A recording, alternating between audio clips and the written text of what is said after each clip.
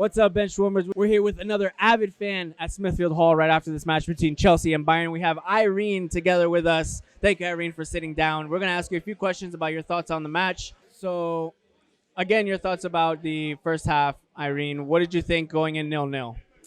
I thought we'd be okay. We're coming in off of 6 consecutive wins in the Champions League. We're doing pretty well. I think I was a little bit nervous at the start of it, but I think that might have been PTSD from 2012. It's been 8 years. I still haven't gotten over it. But I think I wasn't too nervous. We weren't scoring, but we had a lot of pretty close chances. Miller in particular had 2 really close chances. So I thought we'd be okay. Speaking of Muller's close chances, he hit the post with that backwards header. We all thought that was going to go in. At that point, you have this history between Bayern and London clubs. Did you think that by second half something's got to give?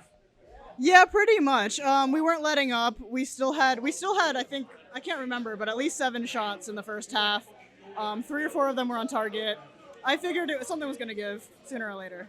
So in the second half, we have raining goals. Serge Gnabry putting in 2 goals in 3 minutes, the span of 3 minutes. You had the third goal afterwards. The red card as a nice little dessert for Bayern fans. How are you feeling at full time at 90 minutes?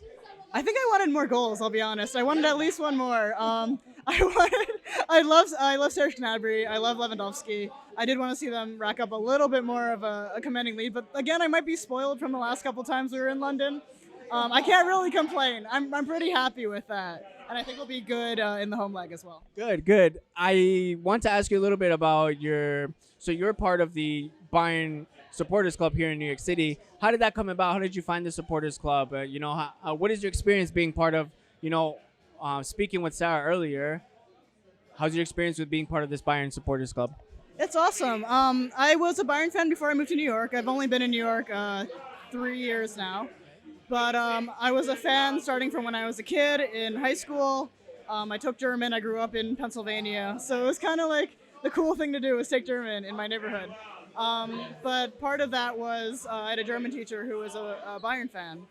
So I kind of got into that. I kind of got into it that way.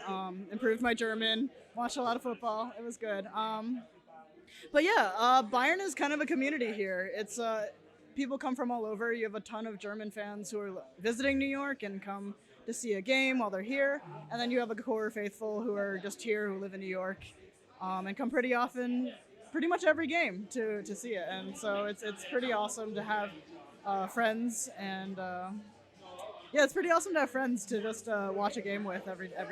That's awesome. I was talking to Sarah a little bit, and just seeing the goals were actually chanted. You sang about the players. It was pretty loud on this side of the bar, at least, because we had another match going on, and it was kind of quiet, even though that game ended a bit differently. It wasn't 3-0.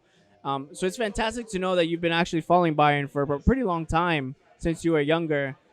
Growing up with Bayern, what is one thing that you would tell someone who hasn't discovered this club yet? What would you tell them to maybe discover what Bayern München is about?